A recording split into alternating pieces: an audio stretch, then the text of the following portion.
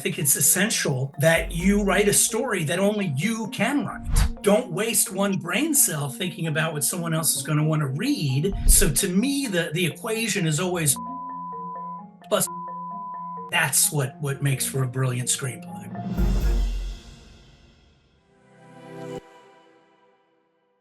Welcome to the Scriptcake podcast. I am your host, Lavinder Gill, and I am excited to welcome Brian Price to the podcast. Brian is an award-winning screenwriter and director who has worked with major studios, independent producers, and television networks around the world. His creative work has won numerous awards, including Best Screenplay at Scriptapalooza, Toronto's Indie Spirit Award, Best Documentary at the New York Independent Film Festival, and the Frank Capra Prize at the DC Independent Film Festival. Brian teaches screenwriting at Yale University, his alma mater, and has taught at UCLA and Johns Hopkins University. He's also the author of Classic Storytelling and Contemporary Screenwriting, which is now required reading in screenwriting programs around the world. Welcome to the podcast, Brian.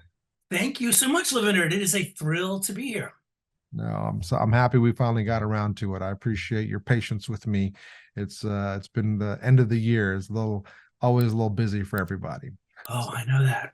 So, Brian, I would love to know a little bit about your background, your origin story. How did you get into this crazy world of screenwriting? I guess I have to go back to a high school field trip to a science lab when I was bit by a radioactive spider.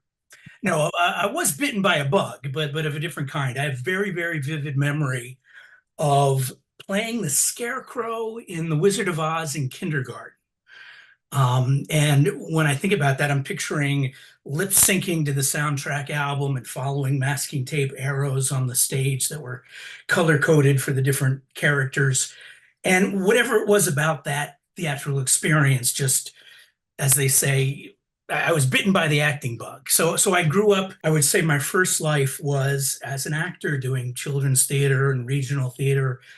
Really, that was all I could ever see myself doing, all I wanted to do. I went to Yale, as you said, to study theater. And when I graduated, moved to New York, started a theater company called the Gilgamesh Theater Group.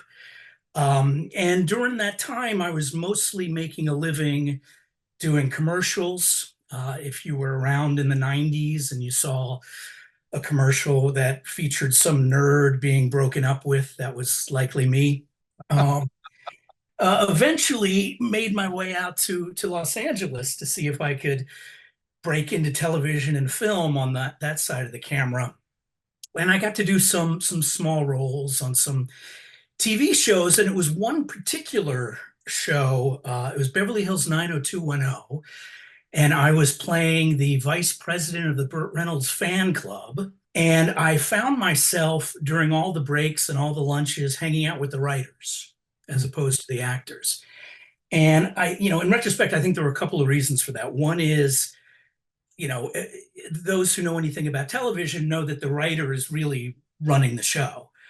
And I had a bit of a chip on my shoulder as a theater trained actor. I thought of a lot of the actors there in Los Angeles as, really good looking people who could memorize their lines. So I started to wonder, why do I need to depend on someone else's creative process in order to be able to live my own? Somebody else had to write those scenes for me to be able to audition for them. And I thought, why can't I be the one creating these worlds and these words? So really on a whim more than anything else, I applied to the MFA screenwriting program at UCLA, which I knew at the time was the best program around. And then either by luck or happy accident, I got in. The truth is, the very first thing I ever wrote was the thing that I wrote as a sample to get into that program. Wow. The first class that I took there was with Hal Ackerman, who I know is someone you've had on this program and you consider a mentor, and I certainly consider my mentor as well. Hal is the best. He is the best. But the script I ended up writing in his class, which was the first feature I'd ever written, ended up being optioned by Universal. And wow. Whatever acting bug I had was gone. And suddenly I was all about the writing, and so continued to work in the industry as a writer, like you said, specs and adaptations and rewrites in the world of studios and the world of independent producers for about the next, I don't know, 12 to 15 years, maybe. And then it was somewhere in that time, my mentors and colleagues at UCLA asked me to join the teaching faculty there, and I started teaching, and more, that's where my attention's been drawn. Mhm. Wow. Well, tell me about that first script. How do you get your first script option? That's pretty exceptional. I don't know that I've heard that with most people. I'll tell you, it was amazing, but I don't think at the time I knew how amazing it was simply because I was so green and naive. Um, but it was a script called The Many Lives of Bobby Ivers, and it was a romantic comedy. And I entered it into a screenplay competition. Um, it wasn't that initial draft that I wrote in class that I submitted. I had, about a year and several drafts before I felt it was ready to show the world. And I submitted it to that competition.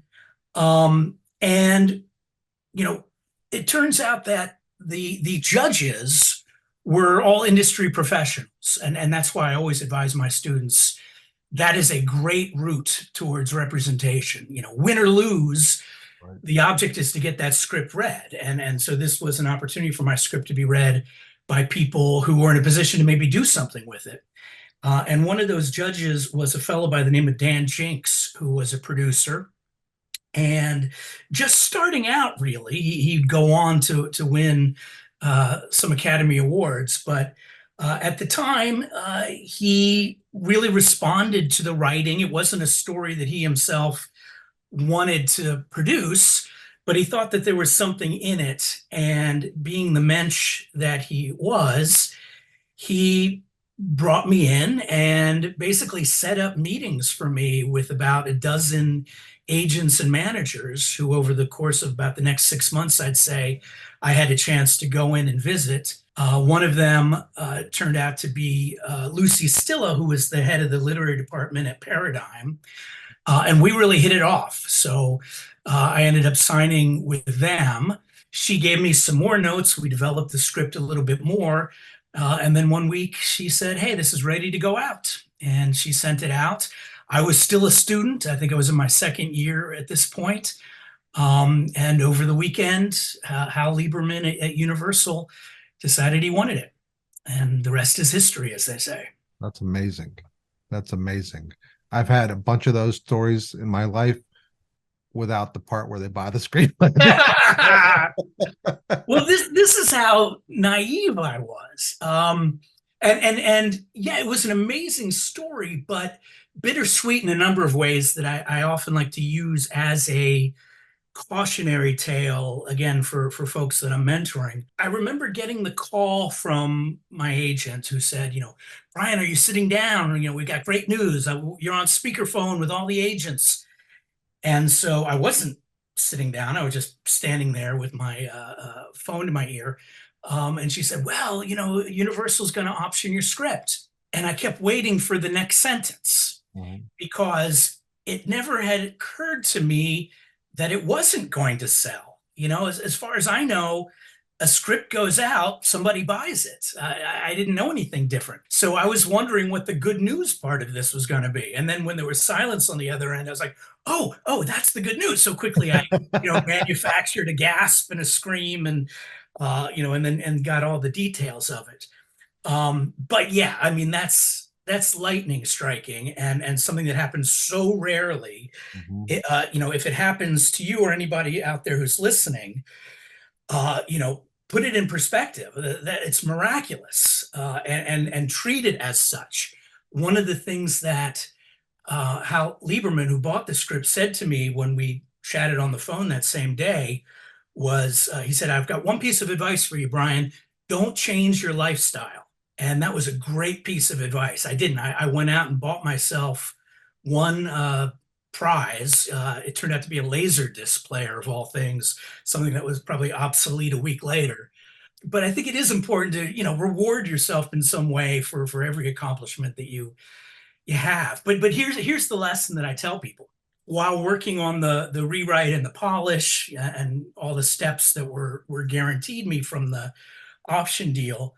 I was getting sent out to meet with everyone in town because it was a bit of a story in the trades. First time screenwriter, still in school, sells script universal. So I was meeting everybody. And they all said the same thing to me when I would sit down in their office, which was, we love the script. We wish we had gotten a chance at it. What else do you have?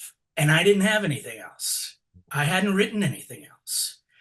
And had I written something else, I probably could have taken much fuller advantage of the heat that I was feeling. So now I always tell my students, you do not go out with a script until you have at least two or three to back it up. And I love it when I get a call from a student saying, oh, we set something up at Sony, and then a week later we got something set up at Warner Brothers. That's the way you do it. That's the way you start a career. So in many ways, because it was my first script and I hadn't written anything else, I really couldn't take advantage of that heat. And it was really a question of, I don't want to say starting over again, but it was several years before I had a product that I could then bring out to the market again. Well, I mean, it takes time. You know what I Yeah. mean? There's no two ways about it. Well, before we get into your book, I want to talk about your process a little bit. Okay. About how Aristotle looks at stuff. I'm assuming you look at things very similarly to that process. But when you're starting out with a new idea for a screenplay, what happens first? What's the first thing that goes, okay, I have something I can start working on and developing that will become a screenplay? What's the first thing? Is it a nugget for a concept? Is it an emotional story thing? Is it a character thing? What is it that you feel inspires you to develop and dig deeper? Well, I believe strongly, not that I don't have a fondness for high concept. Most of the things I've written, I think, could fall under that category. But to me, the essential spark is more the personal truth. Mm. Students come to me all the time and they're saying, I've got these five or six, incredible ideas. Which one should I write, Professor? And my response is always the same. I have no clue. Nobody does, because it's going to take you a year plus to write that script, and then a year plus to get it in any kind of shape to show someone. And you have no way of knowing what somebody's going to be interested in reading 2 or 3 years down the road. If there was a formula to figure out what's going to be in the zeitgeist 2 or 3 years from now, everybody would be writing that story. And I think it's essential that you write a story that only you can write, which is why I tell my students, don't waste one brain cell thinking about what someone else is going to want to read. Spend your time thinking about what it is that you want to say. Mm-hmm. And to me, that comes with some kind of personal truth, whether it's something that's happened to you or you've seen, or that you care about, that you feel passionate about. It takes so long to write a screenplay that you've got to be as devoted to that story idea 2 years, 3 years down the road as you are when that inspiration strikes. And I think the only way to maintain that interest is to have some kind of personal stake in what it is that you're writing. But at the same time, if I write something that is solely personal, it's not going to have the universal appeal that's going to make it a successful screenplay, which is where imagination enters into it. So to me, the equation is always personal truth plus imagination. And that's what makes for a brilliant screenplay. I love it. With the exception of the terms you use, I feel like I'm talking to myself. That's um, because we're both right. I cannot disagree with you on this topic at all. No, the script cake whole thought process for me is the cake that you bake in the oven is actually your story, which is the emotional part of Yes. your idea, and the icing is your conceptual idea of like what world you put it in. Is it in space? Is it a horror movie? Is it a whatever? And Most people do it the other way around, where they come up with this conceptual idea and Mm, they try to fit in a little modicum of story, but it doesn't work that way. You can't perfectly fit in a story into a mm. shell of icing. You have to have the story first and then ice it. And that's why I call my podcast Script Cake, and that's why the book Script Cake, and because you got to bake the story before you actually do all the fancy icing and whatnot on top of it. Absolutely. It's Now, all about story. I have a similar metaphor in my book, although I use a slightly different um, analogy there, because one of the problems I think a lot of beginning screenwriters have is that they want to start with the message, with the theme. I want to write a screenplay that's going to make people realize X, Y, and Z. And to me, if you start with a premise based on some kind of a thematic argument, it's going to become a polemic. It's going to turn into a soapbox, and nobody wants to go see a movie that is the equivalent of spinach. We go to the movies to have an emotional experience. mhm, So I always tell my students, concentrate on the story. That theme, that deeper universal resonance is going to emerge. It's going to come out of that process, but don't put the cart before the horse. I think the metaphor I use is this story is the cake, so I'm with you there, and the thematic relevance is the icing on the cake. right. No, absolutely. I think there's definitely an alignment there. Yeah. So when you're coming up with your story and you're saying it's an emotional element, is it an experience you had? Is it something you read about? Like, where do you find these things and how do you develop them? I don't know if I can necessarily generalize a process. I think it's kind of by project. If it's something that I'm coming up with as a spec, as opposed to something I've been assigned to write, then it's probably going to come from some kind of a personal experience, with the injection of what if. So if I want to tell a story about a friendship that I had while in college. To me, what turns that into an interesting story is, well, what if me and my roommates, who love to sit around on the couch all day, watching music videos, decided to rob a bank?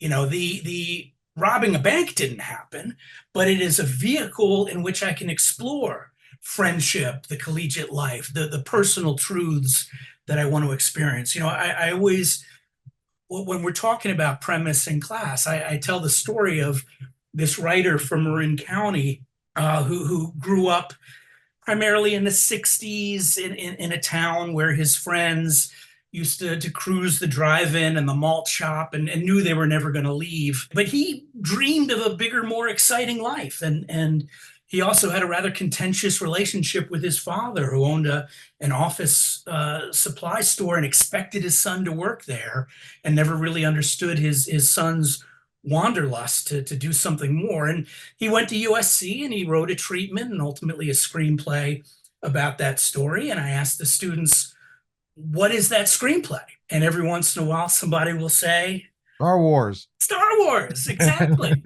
And it's because he's taking the truth of his adolescence, his experiences, his relationships, and filtering them through that prism of science fiction. And that to me is those are the ingredients that go to making not only something worthwhile, but something personal and universal. Once again, I can't argue with you. Let's work our way through some elements in your book and let me find some places I can argue with Oh, good. Let's do it. you. Early on in chapter one, you start talking about, and I'm not sure I'm pronouncing this right, but is it mimesis and catharsis? Those ancient Greeks aren't around to correct me anymore. So I go with mimesis and catharsis. Okay, mimesis and catharsis. So tell me what Aristotle meant by that, and how what you extrapolate from there. I should probably preface this by saying one of my favorite books on screenwriting, which you had a wonderful podcast with the author, Christopher Vogler, The Writer's Journey, to me is particularly meaningful because his process was to really take the works of Joseph Campbell and to a lesser extent Carl Jung, um, about archetypal character, about the power of myth, and applying them to screenwriting. In a similar way, I had set out to do something like that with Aristotle. So Aristotle, when he wrote Poetics, was talking about the imaginative narrative fiction of his time, the tragedies and comedies and epic poems and the like, and looking at the characteristics and the qualities and the principles that the successful works of his time had in common and that were absent in the plays that didn't succeed and that we no longer know about because they disappeared in history. And his observations really are still applicable to the imaginative narrative fiction of today, which is our screenplays. So that's really the premise that I started out with. How can we apply those principles to the contemporary version of the material that he was looking at then?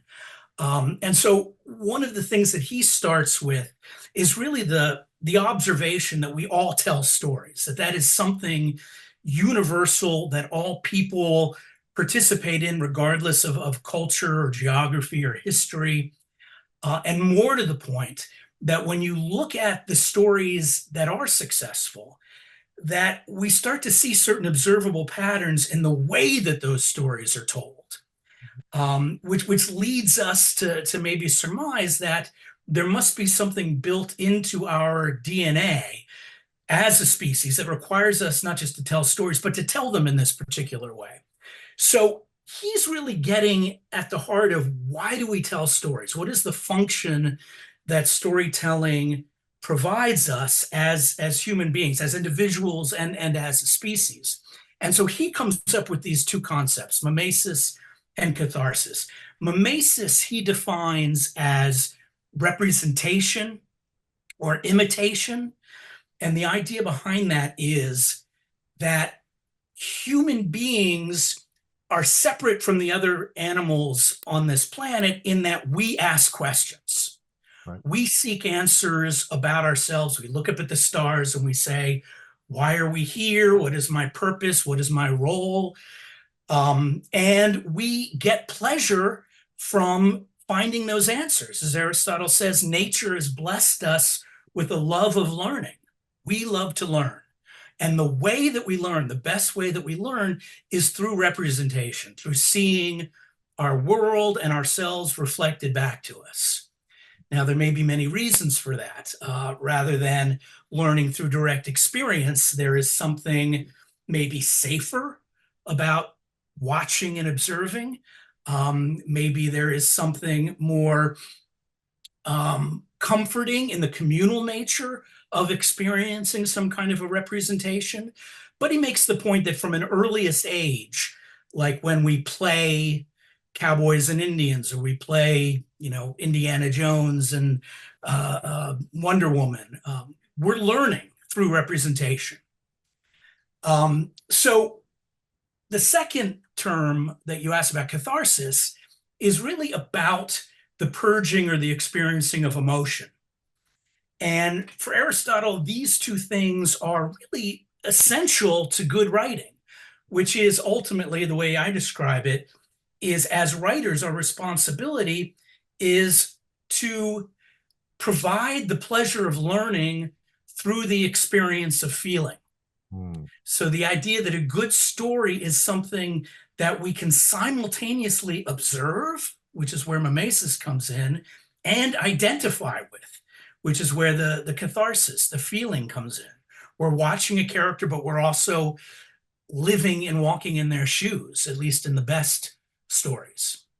No, there's a part in the book where you talk about the safety of going through these emotions through watching them, and not, like, for example, if there's a horror movie and someone gets attacked, right, in real life, that's a whole different emotion than watching someone get attacked when you're sitting in the safety of your own house or a theater.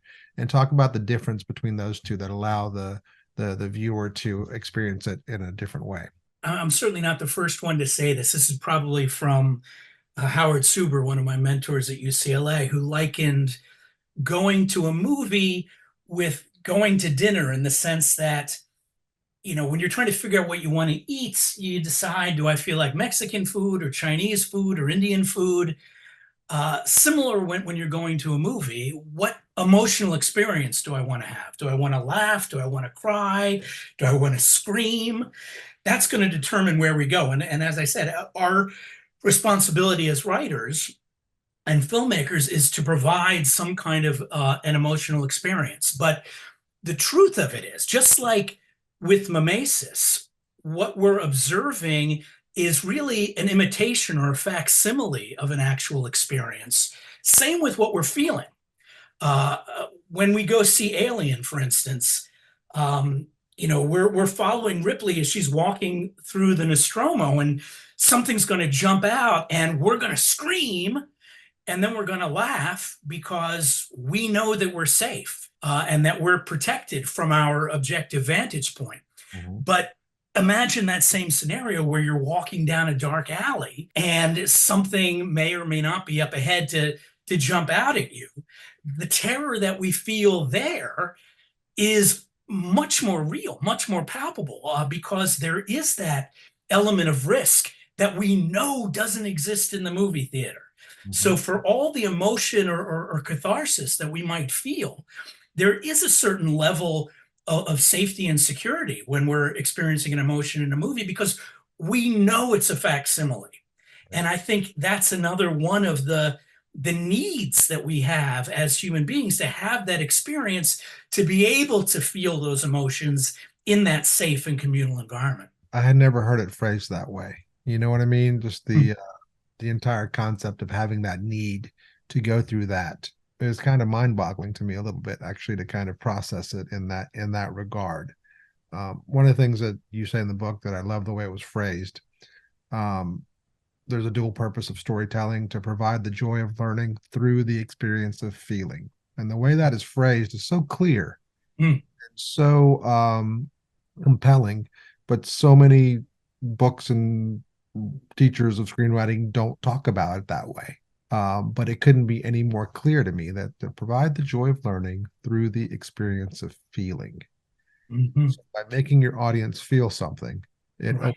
maybe it opens their heart up, maybe it opens it up in a way to be able to accept information and to evolve. And that's just magical the way that that's stated. I think it's important, really, for any endeavor, but certainly for writing, to really understand the purpose, the function, because so many of the conventions and like I say, observable patterns. I don't want to say rules because there really are no rules, but so many of the clues and the hints that successful writers can pass on to their mentees and students really are about fulfilling that purpose. Mhm. So if we know that we're trying to, provide the joy of learning through the experience of feeling, that then colors our choice of characters. It colors our ability to form the structure, to create our word choice on the page.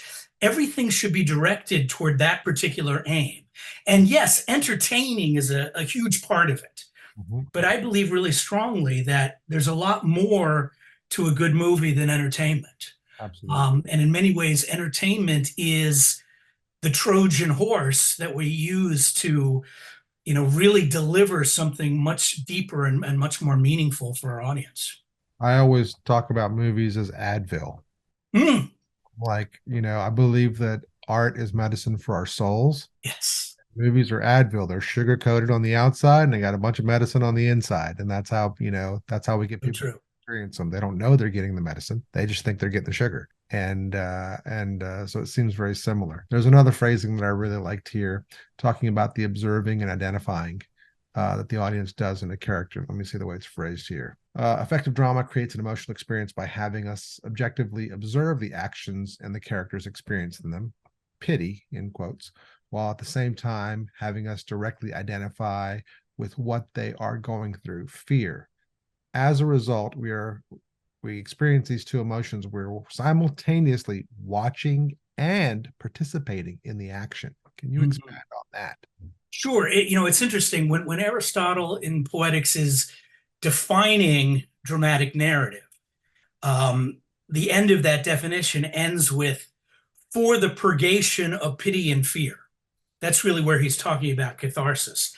And I've often wondered, well, why does he choose those two emotions to illustrate his point?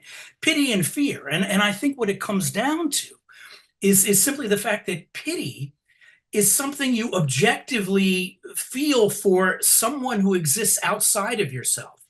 You watch somebody and you can pity them because you feel sorry for their fate, which is not your own. Fear, on the other hand, is something that does involve you. That's something in which you realize that fate could befall me. And so the fact that he uses those two words, pity and fear, it really gets to the heart of this duality of both observing and experiencing, because that goes back to mimesis and catharsis again. We want to both learn, which we get through observing the representation, and we want to feel, which is what we get through the identification with those characters that we see on the screen. Both experiences are essential. Mm-hmm. No, I think that so many people, especially young writers, just write a story from A to Z about this killer or this sci-fi thing or this whatever, and there's these layers of information that Mm. are missing, and what results is just kind of stuff happening for no reason, Oh, yeah. and it's so painful to get them to understand that no, this is like just a little thin layer. There's like 10 more levels of stuff that you got to work on to kind Exactly. of get Exactly. this thing to function and get your audience to engage and react in a way that will be meaningful for them, which will result in them telling all their friends to go see it. Mhm. I just last week I went and saw the new Godzilla -1. Have you had a chance to I'm see that? dying to see that. How'd you like it? I watched it again yesterday. Okay, good. It was magnificent. It was everything a monster movie should be. Mm, mm. But, Godzilla's in it like 30 minutes, maybe. Really? You know what I mean? Like, it's not just following the monster around and it's destroying Mhm. things and they're trying to fight it. It's an emotional story about this character and what they're dealing with and what's going on, and the visuals that happen beginning and the end all kind of come back. And I mean, it's just Mhm. so beautifully done. Yeah, I've not seen the movie. Go see the movie right away to learn about screenwriting. I'm Um, going. I'm going as soon as we're done here. yeah, it was magical on so many layers. I'm talking to the audience, not to you specifically, because it was such an emotional story told so beautifully within this world of Yeah, this kaiju. You know what I mean? And totally. And to me, I mean, that's the beauty of genre films in general. Oftentimes they're maligned as popcorn, and frivolous. But going back to your Advil analogy and my Trojan horse analogy, that's what brings in an audience, the monster, the destruction of the city. But what makes it a worthwhile experience is all those layers that you're talking about that exist in terms of not just the character development, but really the universal truths that are being depicted on that screen that are going to have some kind of resonance with an audience long after they've left that theater. that's exactly right. Concept is butts in seats. Yep, Okay. yep, Emotional is that resonance that makes them leave and tell everyone else to go see the movie the because icing. it's connected to them. And I had an experience many years ago. I was dragged kicking and screaming to watch a movie called The Help. I had no desire to go see. My wife wanted to see it. And I left that theater telling everyone, you have to go see The Help. You have to go see The Help. You have to go see The Help because the emotional story is universal. I don't know anything about, being a servant in the 50s, to a white family, but it just felt like it was my story, which is magical. I had a really similar experience. I remember having to be dragged to see the movie Blood Diamond with Leonardo DiCaprio, because I had heard it's this movie about the horrors of the diamond industry in Africa. And again, I don't want to see a soapbox. I don't want to see a spinach movie. I don't want to see something that's going to make me a better person. But I went to see that movie, and it wasn't about the horrors of the diamond industry. It was about a man trying to find his son.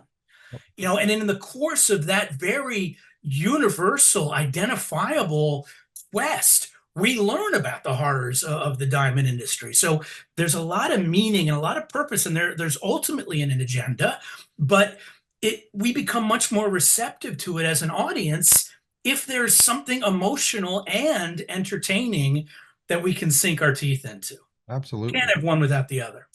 I always tell my students that the brain will defend itself, the heart is defenseless. So go after that sucker when you're writing your screenplay. I love that. That's a great phrase. All right, let's get to some bones I got to pick with you here. Do it. The most important element of a screenplay is the story. I think that's important, but for me, I start with character. And then you have this argument later on where you say you stubbornly disagree, then play this game in your mind where you swap out the character for one another in a popular movie. Does it remain the same movie, more or less? And then you wrote, you replace Dorothy with Scarlett O'Hara in The Wizard of Oz, keeping the story the same, and it's still essentially The Wizard of Oz. Well, yeah, if you're keeping the story the same, it's going to be Wizard of Oz. But Well, no surprise. I mean, this is a debate that not only happens in all of my classes, but I think has been going on since Aristotle, because that is his central thesis. And because I am contemporizing his observations, that comes early and often in my book as well. The idea that story is the alpha and omega. That's also the basis of the UCLA MFA screenwriting program. And they'll tell students that on day one. And of course, as you become more adept, it becomes a little bit more nuanced. yes, And so, yes, I take your argument, and I do agree. There's certainly movies in which the opposite is true. But I think you get a good story. You then have the opportunity to find the character that is best going to serve that story.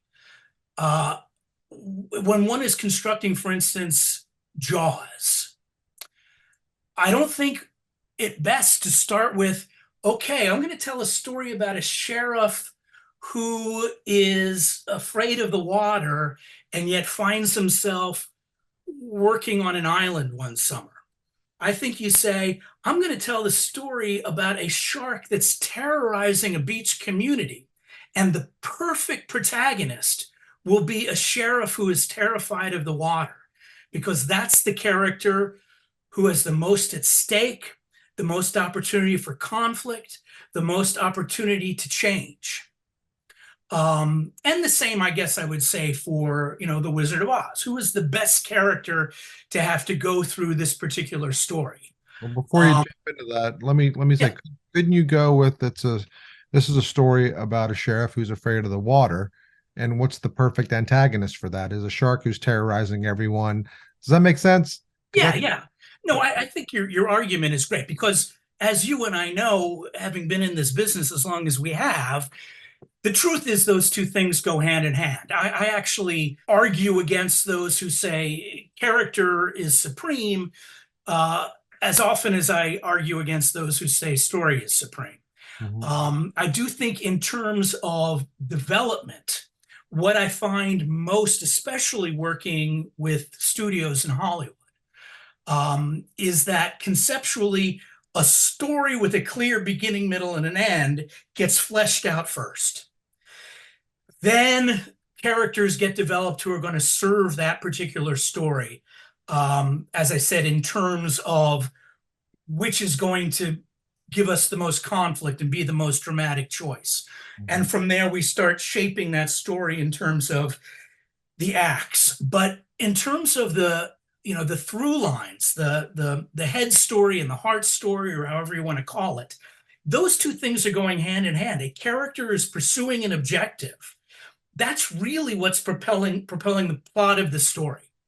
At the same time, that character is changing and is going to be somebody different at the end of the story than they were at the beginning as a result of the pursuit of that objective.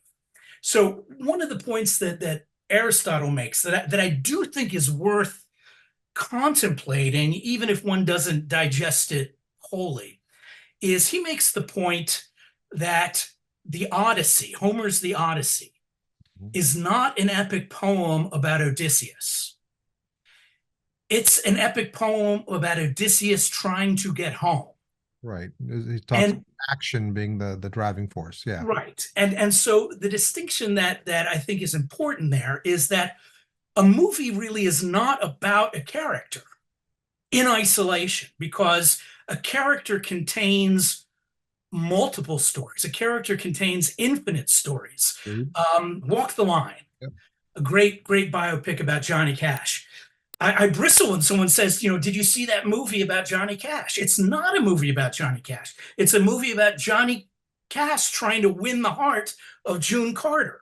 Mhm. So it's not really about the character as much as it is that character's pursuit of their heart's desire. And really, what I'm arguing when I say story comes first is that heart's desire, that objective, is the plot, or at least is defining the plot.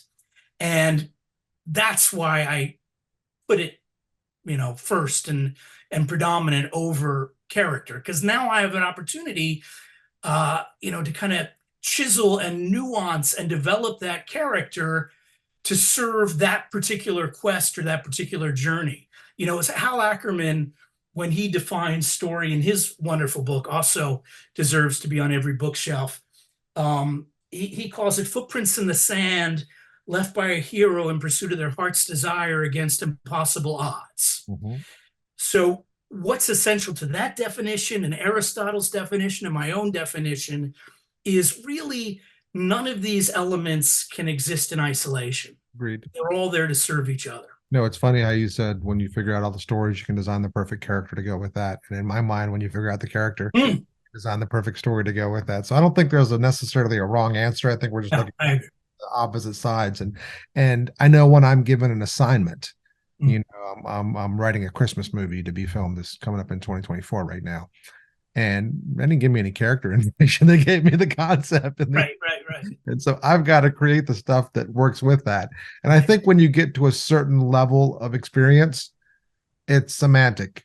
You can make the characters fit the story, or you can make the story fit the characters. But Totally agree.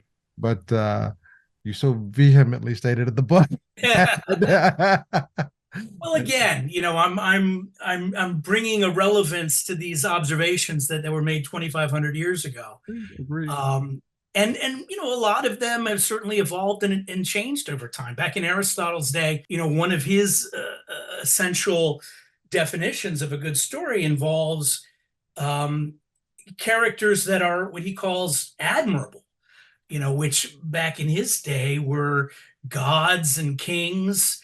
And I think to a large extent, the evolution of this particular narrative form has been the democratization of what we consider admirable, to the point that, we can have, Jeff Lebowski be our protagonist, not necessarily Oedipus Rex, because we've decided as culture has evolved that the common man is worth telling stories about. So things have definitely changed from his time. So whenever possible in my book, I try to update them to keep those tenets relevant. You talk about all stories are about identity. Mm. Or more specifically, they're about a character who starts off one way and ends up another. Which, all right, that's a win for me. Were you saying that? The king who becomes a blind exile, the moisture farmer who becomes a Jedi. Actually, let's pause there. Okay. I love that you talk about your favorite story. I can't remember where it is in the book, but you talk about your favorite stories about this farmer who becomes a warrior. And then you go on to describe that story. Can you talk about that for a few minutes? Because I think it's very interesting. Sure. When I'm talking to students about premise, usually provoked by somebody asking me, I had this great idea for a story, but I think it's already been made.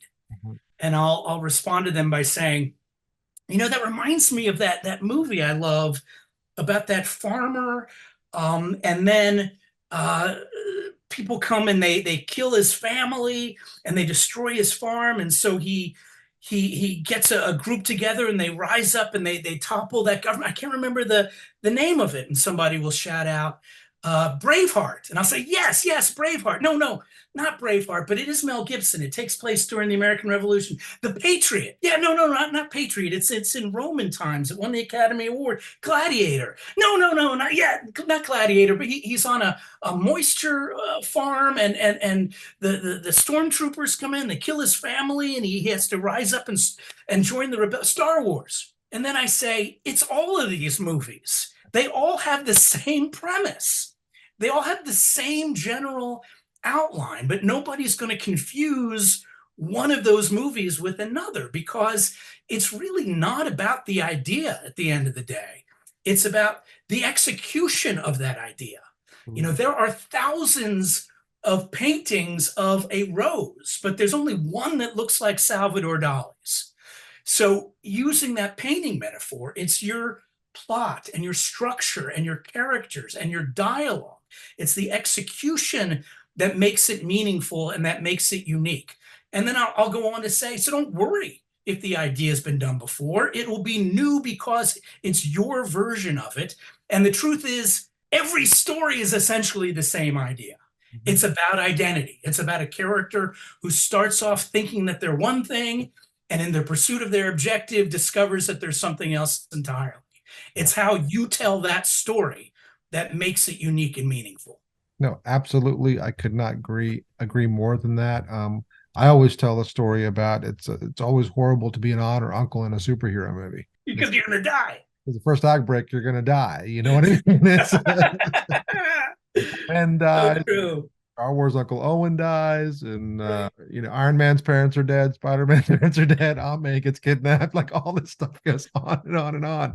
And it's So like true. those are all devices and tools that we need to be able to use over and over. And so yeah, don't be afraid that these things are going to be taken. It's your take, it's your version of that. You know what I mean? Whenever I'm bringing home a Pixar or a Disney film for my kids to watch, before we turn it on, the first question they always ask me is the mom or the dad going to die at the beginning? There was a movie about the pets that escaped they've been captured by the dog catcher, and they're in there and they all escape and they have superpowers. I forget Oh, which I think super it's, dog, and yeah. yeah, yeah. And, and there's a line in there where the pig gets superpowers. It says, my parents didn't even have to die for me to get these powers. And I'm like, what a great comment. I think I mentioned it in my book too. It's like, yeah, Yeah, that's exactly, it's a device. It's a tool that you have to use that gets right, used in every movie. But you don't notice it, right, if you're not into story as much as we are. But if you're writing these stories, you'll start seeing these patterns develop and go, okay, someone's got to die here for this character to go where I need him right. to go. Yeah, that's Well, that's, I mean, that to me, what you just said, uh, is really profound, because going again back to Aristotle, what he's doing when he's writing this treatise is essentially looking for patterns. What are the observable patterns that we see over and over again? And so what I tell writers is there's no formula, there's no template to plug your ideas into. Whenever I read a screenplay book that says this happens on page 3 and this happens on page 17 and this happens on page 30, I just want to toss it in the trash, right. because a story needs to be told the way it needs to be told. But at the same time, I think you are doing yourself a disservice if you don't recognize that there are certain observable patterns in movies that we do deem successful, whether artistically or commercially. And I think part of the education of being a screenwriter is really looking at those patterns, absorbing those patterns, and trying to find a way to utilize them in some fresh way. So when you say your average viewer, maybe is not so aware of these conventions and tropes as we, the writer, are. But to me, that's really the secret of good screenplay structure as well. I think that structure is something that is inherent in our unconscious understanding when we're viewing something. And your average audience doesn't know first act, second act, third act. Right. but they certainly know when something feels off, Mhm. when things aren't happening with the proper emphasis. And I think when I talk about structure to people, usually there's two families of response. They're the people who immediately want to glom onto it, as a life preserver. Like, thank God, here's the formula. Tell me structure so I can plug my ideas into it. And to them, I say, no, that's not going to work. If you're having to plug these ideas into this constriction, your story is not going to be told organically. Right. And the other camp of people are those who just completely reject it, who think, my story is so fresh and so unique, it can't possibly be programmed into any kind of template or formula. And to them, I say, your story is going to suck too. And the metaphor I like to use is, you look out the window at the parking lot and you see, there's a Range Rover and there's an electric scooter and there's a smart car and there's a Lamborghini. I wish I saw those things out my window. No one's going to confuse one of those vehicles with another, Right. but they all have round tires, Yeah. because round tires work. They make the vehicles go. Structure works. It's the way to tell a story in a way that has the right rhythm and harmony that we expect, even if we're not aware of it. No. But it's how you make it fresh and how you use that structure to tell your story that makes it work. No, I've said this a couple times, could not agree more. The analogy I use is the human body. Mm. My hip bone connects to my thigh bone. Does your hip bone connect to your thigh bone? Yes, it does. We have the exact same structure, and yet we are completely unique individuals, and therein lies the goal of what we want to do. So no, I couldn't agree more. Aristotle's guiding precept number 7. In a well-constructed plot, every event is caused or affected by what precedes it, and causes or affect what follows according to the laws of necessity and probability. There's a whole section where you talk about where people write episodic screenplays where this happens to the person, that happens to the person, that happens to the person. They're not really connected. Right. And two questions I have for you. The first one would be, is this happen as you're writing organically for you or afterwards, or does this happen in your outlining phase where you're connecting all these pieces together?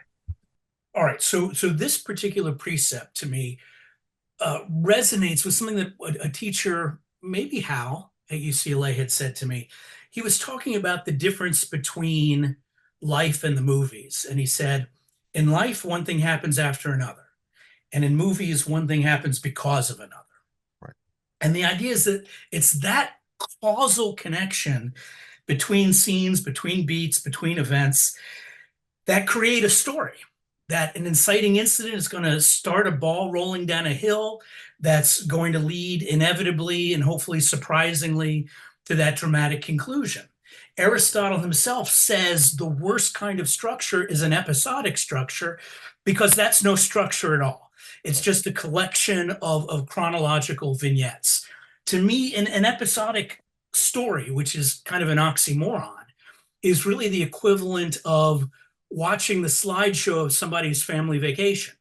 This day we did this, and this day we did this, and this day we did this. There's no story because there's no connection between those events other than a chronology.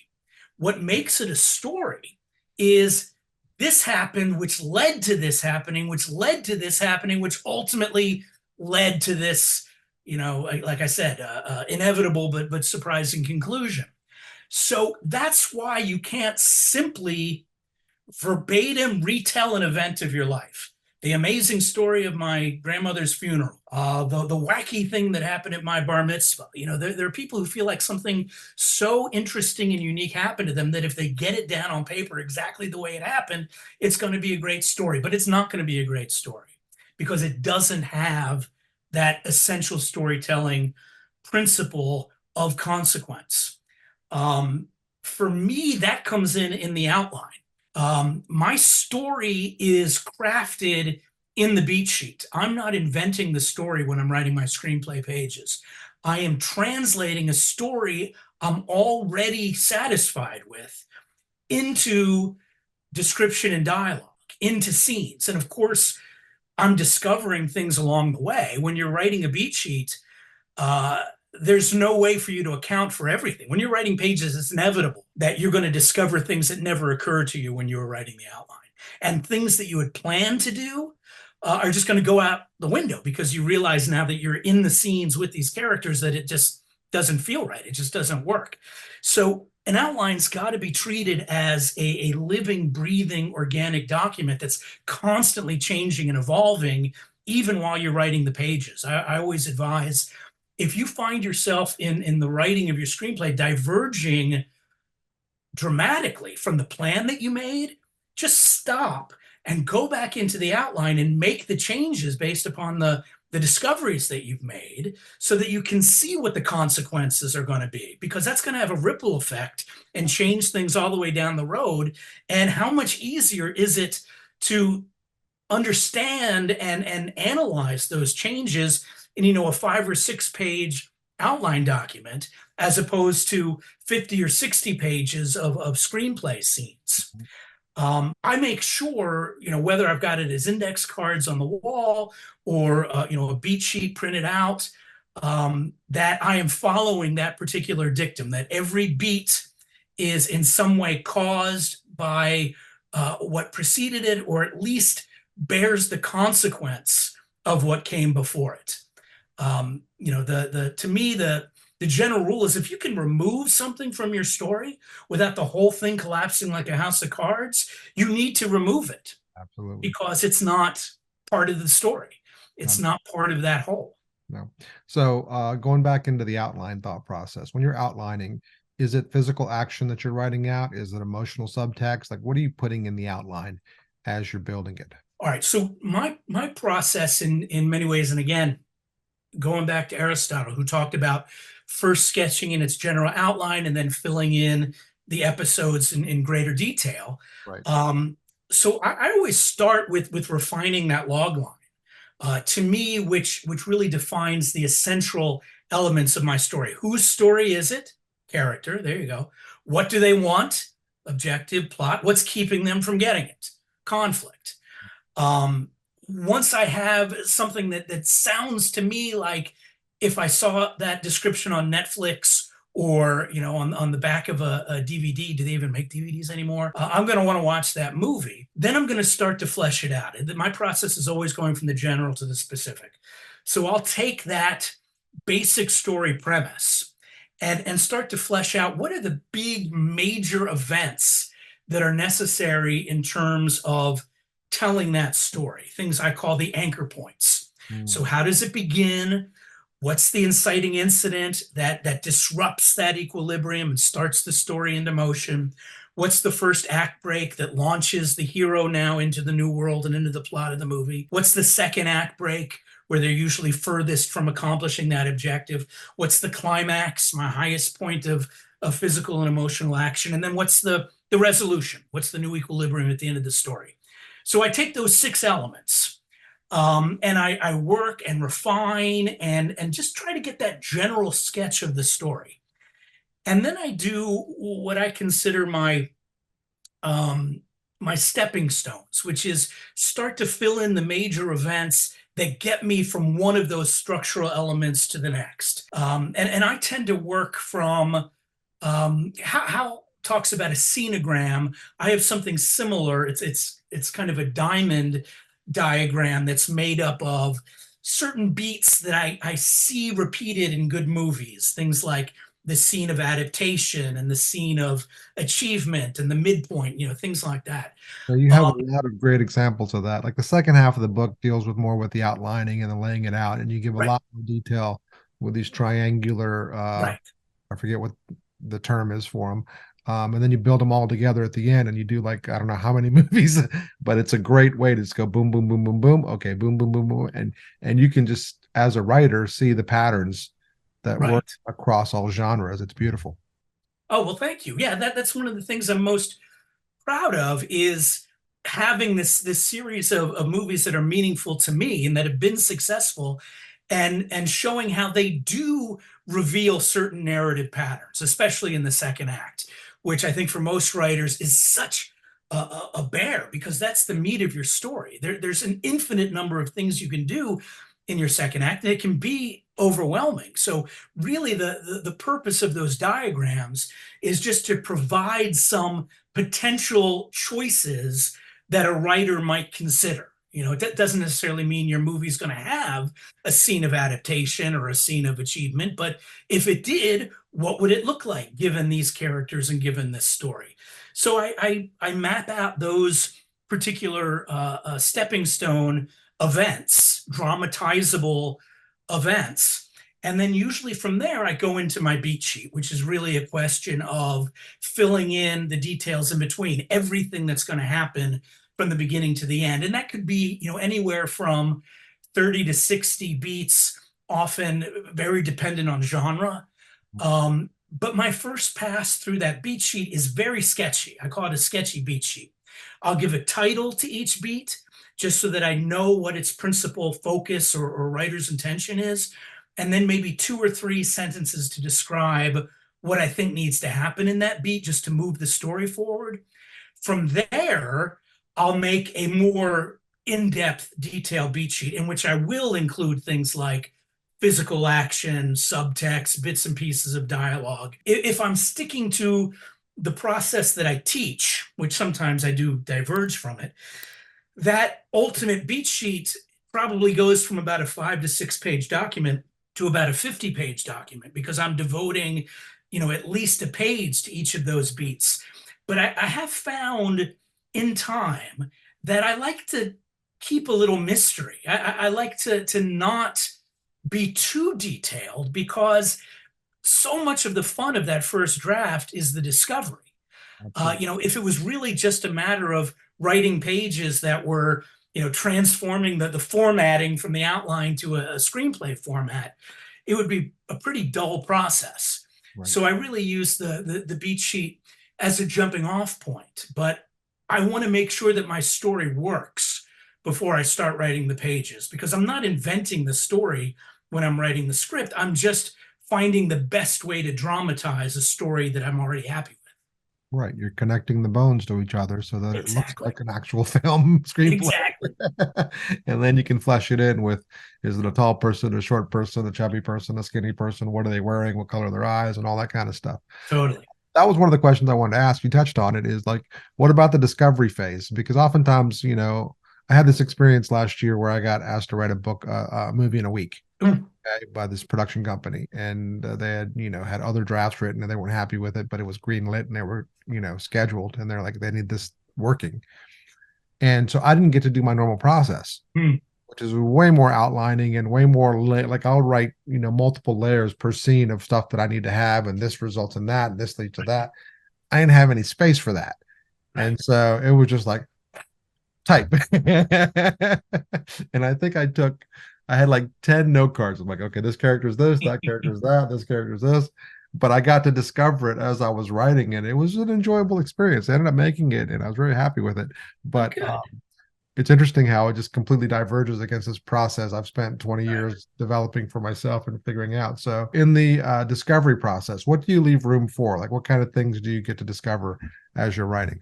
We talked earlier. I think one of the things that definitely emerges when I'm writing that first draft is a sense of theme. What is the deeper meaning, the bigger universal questions that are being debated in this story?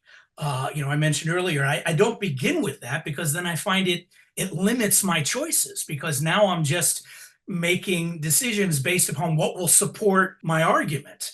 If anything, thematically, I think you may want to have an open theme in the sense of, I want to tell a story about, fidelity in a relationship, as opposed to truth means this, that, or the other thing. So that's one of the things that will emerge. I think one of the other things that always emerges is tone.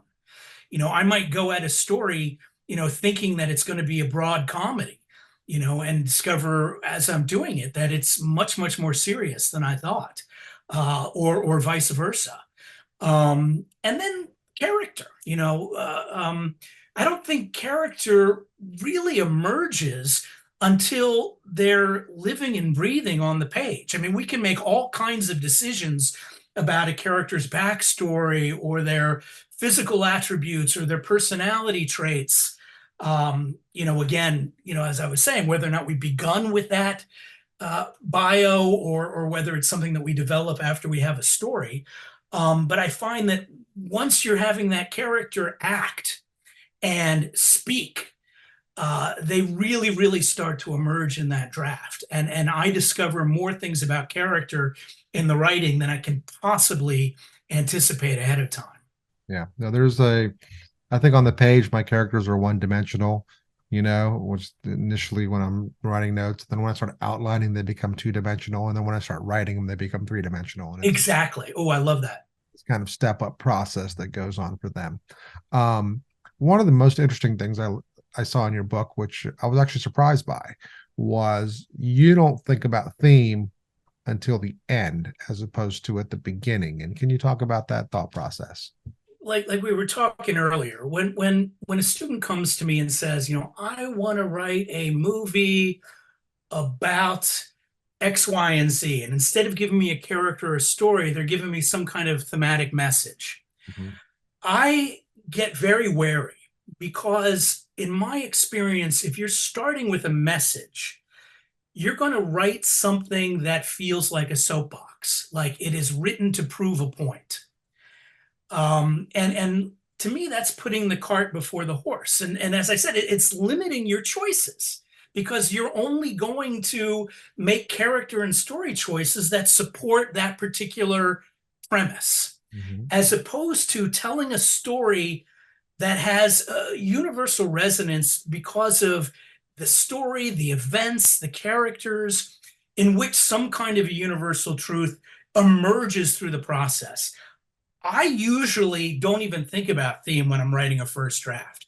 In fact, I would say more often than not, I'll give a script, to a colleague for notes, and they'll tell me what the movie is really about. And it's often something I never even thought of. I remember I once wrote a script with a partner called Whale Farts.